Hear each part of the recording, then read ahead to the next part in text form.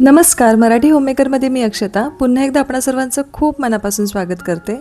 मला नेहमी कमेंट्स येत असतात की तू जॉबला जाते आणि घरात हाऊस हेल्पसुद्धा नाही आहे, तरी तुझं घर इतकं स्वच्छ आणि नीटनेटकं कसं दिसतं. तर खरं सांगायचं झालं तर माझं घरही नेहमी स्वच्छ नसतं, कधीकधी पसारा असतो. तर काही अशा लहान पण प्रॅक्टिकल अशा हॅबिट्स मी फॉलो करते, जेणेकरून माझं जे घर आहे ते most of the time presentable असतं. तर त्या कोणत्या गोष्टी आहेत त्याच मी तुमच्यासोबत शेअर करणार आहे.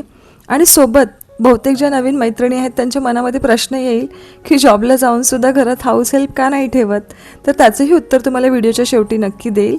चला तर मग जास्त वेळ न घालवता आजच्या व्हिडिओला सुरुवात करूया.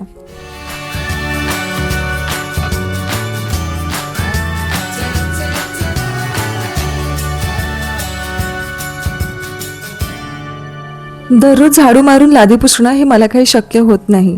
काही दिवसांपूर्वी मी तुमच्यासोबत माझं मॉर्निंग रुटीन शेअर केलं होतं. त्यामध्ये मी तुम्हाला सांगितलं होतं की सकाळी फक्त संपूर्ण घरामध्ये मी केअर काढते, लादी अजिबात पुसत नाही. आठवड्यातनं फक्त 2 दिवसच संध्याकाळी मला लादी पुसण्यासाठी वेळ मिळतो आणि तेवढं इनफ असतो. आता ते सुद्धा मी कसं मॅनेज करते, जॉबसोबत मी यूट्यूबसुद्धा करते आणि कुठेतरी मला यूट्यूबवरती सुद्धा पूर्णपणे फोकस करायचा आहे. तर मग संध्याकाळच्या वेळेस अर्णवचा सुद्धा अभ्यास असतो किंवा आपली इतरही भरपूर अशी बाहेरची कामं असतात. मग ज्या दिवशी यूट्यूबचं काम नसतं किंवा बाहेरचं एखादं काम नसतं, मग अशा दिवशी मग या दिवशी मी घराची लादी पुसते. मग असे 2 जे दिवस आहेत ते मी डेडिकेटेड ठेवलेले असतात आणि त्या दिवशीच मी डस्टिंगसुद्धा करते. आता डस्टिंगमध्ये कसं असतं ना की आपण घरामध्ये खूप साऱ्या वस्तू ठेवतो किंवा डेकोरेटिव्ह आयटम्स ठेवतो, पण मी तसं केलेलं नाही आहे. कारण मला माहिती आहे की मला किती वेळ मिळणार आहे आणि कोणत्या गोष्टी मी मॅनेज करू शकते. त्यामुळे डस्टिंगसाठी सुद्धा मला जास्त वेळ लागत नाही. खूप मोजक्या आणि मिनिमल अशा वस्तू मी ठेवलेल्या आहेत, जेणेकरून त्या साफ करणं मला इझी जातं. डेकोरेटिव्ह आयटम्स आपण घराची शोभा वाढवण्यासाठी घेतो, पण जर समजा त्याचं प्रॉपर क्लिनिंग आपल्याला करता आलं नाही, तर कुठेतरी ते घरामध्ये क्लटर क्रिएट करतात किंवा शोभा वाढवण्याची ऐवजी ते अजूनच घाण दिसतं. त्यामुळे ज्या गोष्टी जितक्या गरजेच्या आहेत तितक्याच मी घरामध्ये ठेवण्याचा प्रयत्न केलेला आहे.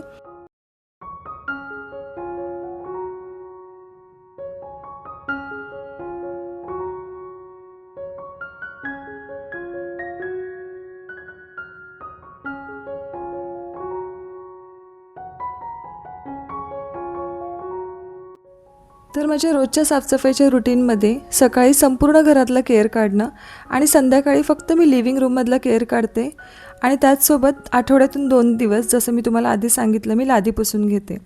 आता कधीकधी काय होतं माहिती आहे का, केअर काढण्यामध्ये जास्त वेळ नाही लागत, तर घरामध्ये जो पसारा पडलेला असतो ना तो आवरण्यामध्ये जातो. तर त्यासाठी काय करते, मी मुलांनासुद्धा सांगते आणि माझी मुलं पण तितकी काही ओबिडियंट नाही आहेत. कधीकधी तीसुद्धा पसारा करतात आणि त्यांना मला खूप ओरडावं लागतं, तेव्हा कुठे जाऊन ते ते सर्व गोष्टी ज्या आहेत त्या जागच्या जागी ठेवतात आणि प्रत्येकाच्या घरची हीच परिस्थिती असते. पण जास्तीत जास्त वेळा तरी त्यांना मी प्रयत्न करते सांगण्याचे की त्यांनी ज्या वस्तू घेतलेल्या आहेत त्या पुन्हा जागच्या जागी ठेवाव्या. मग ॲटलिस्ट रात्री झोपण्यापूर्वी लिव्हिंग रूममधले जे काही वस्तू असतात ज्या समोरच्या टेबलवरती असतात किंवा सोफ्यावरती पडलेल्या असतात त्या जागच्या जागी ठेवणं. कारण सकाळी उठल्यानंतर जर आपण विचार केला की सगळ्या वस्तू आवरून जागच्या जागी ठेवणं, तर त्यामध्ये जास्त वेळ जातो. त्यामुळे काही ज्या गोष्टी असतात ना त्या वेळीच जागेवरती ठेवून दिलेल्या बऱ्या, जेणेकरून सकाळी उठल्यानंतर लगेच हातात झाडू घेतला तर आपल्याला केअर काढता येतो. रोजची ही वरवरची क्लिनिंग करून चालत नाही, तर कधीकधी घरामध्ये डीप क्लिनिंगची सुद्धा गरज असते. जसे की जाळी जळमटं काढणं किंवा वॉशिंग मशीनची डीप क्लिनिंग करणं, वॉश बेसिन धुणं, त्याचसोबत बाथरूम वगैरे क्लीन करणं. तर ही जी रिस्पॉन्सिबिलिटीज आहेत ना त्या आम्ही घरामध्ये वाटून घेतलेल्या आहेत. आमच्या घराचं एक रूल आहे की घर आपल्या सर्वांचं आहे आणि घरातली कामं जी आहेत ती सर्वांनी वाटून करायला पाहिजेत. थोडीफार का होईना पण मुलांचं सुद्धा मी त्याच्यामध्ये सहभाग करून घेते. आता बाथरूम क्लिनिंग जे आहे ते राज करतात, ते मला करावं लागत नाही. त्याचसोबत वॉशिंग मशीन आम्ही दोघं मिळून स्वच्छ करतो. आता या ज्या सगळ्या डीप क्लिनिंगच्या गोष्टी असतात त्या वीकडेजमध्ये करणं अजिबात शक्य नाही. मग त्या कधी होतात तर सॅटर्डे संडेला किंवा मग एखाद्या दिवशी जर मला शाळेला वगैरे सुट्टी मिळाली तर मग त्यावेळेस मी करते. मुलंसुद्धा त्यांच्या अभ्यासामध्ये किंवा त्यांच्या एक्स्ट्रा करिक्युलर ॲक्टिव्हिटीजमध्ये खूप बिझी असतात, पण तरीसुद्धा मी थोडीफार घरातली कामं त्यांना करायला सांगते. मग रुद्रला ज्या दिवशी सुट्टी वगैरे असेल तो मला फॅन वगैरे स्वच्छ करून देतो, किंवा मग बेडरूम वगैरे जे असतं ते डीप क्लीन करणं किंवा बेडशीट चेंज करणं, ही जी छोटी मोठी कामं आहेत ते मी मुलांना करायला सांगते. इवन अर्णवला मी सुद्धा कधी कधी त्याचं कपाट आवरायला सांगते. तर अशी जी कामं असतात ना, ती जर मुलांना दिली तर मी नेहमी सांगते, एकतर मुलं स्वावलंबी बनतात आणि आपल्यालासुद्धा खूप हातभार लागतो. आणि मला माहिती आहे की मुलं तितक्या परफेक्शननं ती कामं करत नाही, पण मला असं वाटतं की थोडंफार जर इम्परफेक्शन असेल आणि आपल्याला जर त्या गोष्टीने आराम मिळणार असेल, किंवा आपण तो जो वेळ आहे तो इतर कोणत्या कामामध्ये जर युटिलाइज करणार असू, तर मग चांगलीच गोष्ट आहे ना. त्यामुळे मुलांची किंवा घरातली इतर लोकांची सुद्धा इन्व्हॉल्वमेंट घेण्याचा नक्की प्रयत्न करा. आता हा जो व्हिडिओ आहे तो फक्त क्लिनिंगसाठी मी डेडिकेट केलेला आहे. तर असं नाही की फक्त घरातली स्वच्छता हेच आपलं काम असतं. इतरही भरपूर कामं असतात, जसं स्वयंपाक असतो किंवा इतर जी एक्स्ट्रा आपलं कपाट आवरणं असतं किंवा भरपूर अशा कामांचा लोड असतो. कधी कधी शाळेतली सुद्धा कामं असतात. तर या सर्व गोष्टी मी इथे तुमच्यासोबत शेअर नाही करत आहे. किचन क्लिनिंग हा एक ऑल टुगेदर डिफरंट टॉपिक आहे. त्याच्यावरती मी वेगळा व्हिडिओ बनवण्याचा प्रयत्न नक्की करेल, कारण मला त्यासुद्धा कमेंट येतात की तुझ्या किचनमध्ये तू सगळ्या वाईट गोष्टी ठेवलेल्या आहेत. म्हणजे माझे जे किचनचे टाईल्स आहेत ते व्हाईट आणि ग्रे कॉम्बिनेशनमध्ये आहेत, किंवा ट्रॉलीज आणि कॅबिनेट्स आहेत ते सुद्धा वाईट आहेत. तर ते मी कसे मेंटेन करते, तर त्यासंबंधीसुद्धा मी लवकरच व्हिडिओ तुमच्यासोबत शेअर करण्याचा प्रयत्न करेन.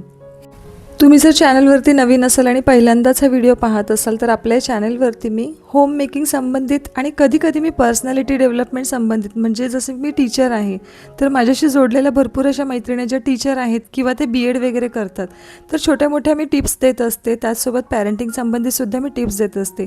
आणि डिटेलमध्ये जर समजा मुलांचा अभ्यास कसा घ्यायचा आहे तुम्हाला जाणून घ्यायचं असेल, तर इझी पॅरेंटिंग विथ अक्षता हे आपलं दुसरं चॅनल आहे. त्याची लिंक मी डिस्क्रिप्शन बॉक्समध्ये देते, ते सुद्धा तुम्ही व्हिजिट करू शकता. आता सगळ्यात महत्त्वाचा प्रश्न जो तुमच्या मनात येत असेल आणि ज्याचं उत्तर मी माझ्या मैत्रिणींना आधीसुद्धा दिलेलं आहे, की घरामध्ये मी हाऊस हेल्प का ठेवलेली नाही आहे. असं नाही आहे की मी हाऊस हेल्पचा एक्सपिरियन्स घेतलेला नाही. ज्यावेळेस मी प्रेग्नेंट होती रुद्राच्या वेळेस आणि इनफॅक्ट अर्णवच्या वेळेससुद्धा, तोपर्यंत माझ्या घरी कामवाल्या ताई यायच्या काम करण्यासाठी, जसं की कपड्यांसाठी, लादी पुसण्यासाठी आणि भांडी घासण्यासाठी. पण नंतर मुलं मोठी झाली, मग लॉकडाऊन वगैरे लागलं, मग तेव्हा रिअलाईज झालं की आपण आपल्या घरातली कामं जी आहेत ती एफिशियंटली करू शकतो.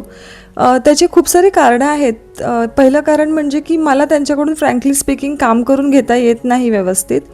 आणि कपड्यांचं म्हटलं तर कपडे पण व्यवस्थित म्हणजे ते धुवायचे नाही, तर त्यामुळे वॉशिंग मशीन घेतली आणि ते मला असं वाटते वॉशिंग मशीन जास्त बरी पडते. आणि भांडी जी आहेत तीसुद्धा रात्रभर तशीच ठेवून सकाळी त्या येतील आणि नंतर धुतील, तर ते मला नको हवं होतं. कधी कधी त्यांच्यासुद्धा सुट्ट्या होतात आणि ऑब्व्हियसली ते सुट्ट्या घेणारच, पण जर समजा इन्फॉर्म नाही केलं तर आपल्या कामाचा लोड वाढतो. टाईम फॅक्टरसुद्धा तितकाच इम्पॉर्टंट आहे. कधी कधी कसं असतं, आपल्याला जे टाईम कन्व्हिनियंट असतं ते त्यांच्यासाठी नसतं. तर या ज्या सर्व गोष्टी असतात ना, त्या पाहून मी घरामध्ये हाऊस हेल्प ठेवलेली नाही आहे. पण माझ्या घरातले फॅमिली मेंबर्स आहेत त्यांची मला नेहमी हेल्प होते, त्यासाठी मला कधी गरज वाटली नाही. पण इन फ्युचर जर मला कधी वाटली तर मी नक्कीच ठेवण्याचा प्रयत्न करेल. आणि या व्हिडिओच्या माध्यमातून मला तुम्हाला असा अजिबात संदेश द्यायचा नाही आहे की तुम्ही खूप जास्त त्रास सहन करून तुमच्या घरातली कामं करायलाच पाहिजेत किंवा तुम्ही ऑलराऊंडर बनायला पाहिजेत. जसं मी तुम्हाला माझ्या रुटीनमधून नेहमी सांगते, मीही स्वतःला खूप जास्त थकवून घेत नाही. जी कामं मला जमतात तीच मी करते. ज्या दिवशी मला वाटतं की कामाचं लोड आहे ती मी कामं सोडून देते. फक्त एक प्रॉपर रुटीन जर आपण सेट केलं आणि रेग्युलरली जर डिसिप्लिनने काम केलं ना, तर एखाद्या दिवशी जर आपण एखादं काम सोडलं तर त्याने खरं तर इतका फरक नाही पडत. तर हेच मला तुम्हाला या व्हिडिओतून कन्वे करायचं होतं. व्हिडिओ जर आवडला तर नक्की व्हिडिओला लाईक करा. आणि जर समजा तुमच्या काही प्रतिक्रिया असतील अगदी पॉझिटिव्ह किंवा निगेटिव्ह, त्यासुद्धा तुम्ही कमेंट बॉक्सद्वारे व्यक्त करू शकता. चला तर मग लवकरच भेटू एका नवीन व्हिडिओमध्ये. तोपर्यंत आपली काळजी घ्या. बाय.